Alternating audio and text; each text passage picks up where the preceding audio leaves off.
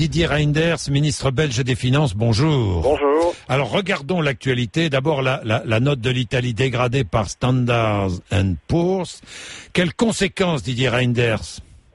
Une conséquence négative évidemment sur le financement d'abord de l'Italie. L'Italie va payer plus cher pour ses emprunts. Et puis ça démontre surtout que si l'on ne règle pas vite le problème grec, on va se retrouver dans un phénomène de contagion, donc d'extension du problème à d'autres États.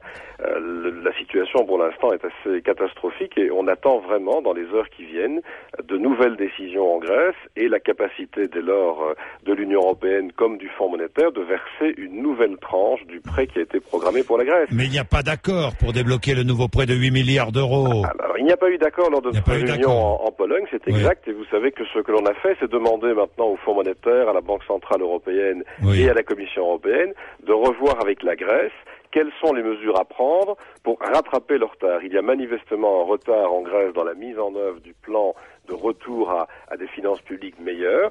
Et je constate que ces dernières heures, en tout cas, il y a des engagements qui commencent à être pris par le gouvernement grec. Il faudra d'ailleurs que l'on envisage aussi une assistance technique beaucoup plus forte à la Grèce. On voit bien que... C'est-à-dire mettre la Grèce sous tutelle? Alors, dans une première phase, c'est d'abord une assistance technique parce qu'on voit bien qu'en matière de privatisation, par exemple, il y a un retard important. Mais je l'ai évoqué en Pologne ce week-end. Si un État ne remplit pas ses obligations, il faudra imaginer à l'avenir de pouvoir le mettre quasiment sous tutelle, c'est-à-dire prendre des décisions à sa place. Mais cela, on le sait, c'est une étape nouvelle dans l'intégration budgétaire. Oui, mais dites-moi, Didier Reynders, vous êtes un peu le seul à prôner cela, non? Je ne le crois pas parce que quand on regarde ce qui se passe aujourd'hui au Parlement européen, nous avons 6 propositions de la Commission qui sont à l'examen. Ces propositions renforcent la capacité de la Commission européenne et du Conseil européen d'agir à l'égard d'un État.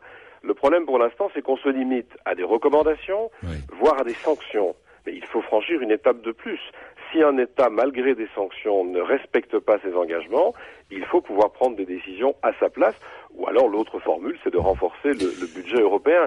Vous savez, les États-Unis se sont créés au fur et à mesure, à travers des crises, en renforçant sans cesse la capacité du pouvoir fédéral de prendre les décisions. Mais Didier Reynders, ne nous cachons pas la vérité, les marchés financiers pensent à une très large majorité que la Grèce ne paiera plus ses dettes et parient sur un défaut de la Grèce, vous le savez bien. Ils parient sur un défaut de la Grèce et notamment beaucoup de spéculateurs parient sur ce défaut. Il faut quand même que vos éditeurs comprennent que tous ceux qui annoncent le défaut de la Grèce, en général, le souhaitent parce qu'un défaut de la Grèce, ça leur entraînerait des profits gigantesques sur les positions prises en espérant ce défaut. À nous de démontrer qu'on ne veut pas aller dans cette direction. Alors on l'a démontré il y a 3 ans pour sauver l'épargne des Belges, des Français, des Allemands, de tous les Européens, en intervenant dans le secteur financier.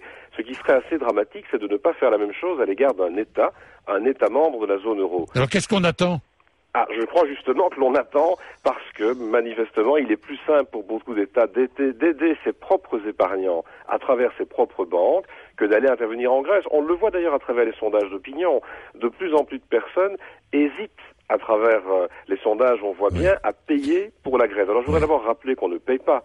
On donne des garanties à des emprunts qui devront être remboursés, comme on l'a fait d'ailleurs pour le secteur financier. Et puis surtout, aider la Grèce, c'est s'aider soi-même. Et ce qui s'est passé cette nuit à l'égard de l'Italie le démontre bien. Si on n'intervient pas en Grèce, on peut avoir le sentiment que c'est peut-être très lointain comme problème. Le lendemain, on trouve le problème chez soi. Les Italiens vont payer plus cher pour leurs dettes. Demain, ce seront les autres Européens si nous n'intervenons pas. Mais je le répète, la première responsabilité, elle est en Grèce. Il faut que le gouvernement grec aujourd'hui prenne des mesures complémentaires pour assainir ses finances publiques. Et l'autre responsabilité, c'est celle qui va être la responsabilité de tous les Européens, de renforcer l'intégration budgétaire. Et comme je vous le disais, d'oser accepter un jour que si un pays ne remplit pas ses engagements, l'Union européenne ou à tout le moins la zone euro puisse agir à sa place. Et le mettre sous tutelle. Merci. Et le mettre quasiment sous tutelle. Merci Didier Reynders. Merci pour cette analyse. Bonne journée.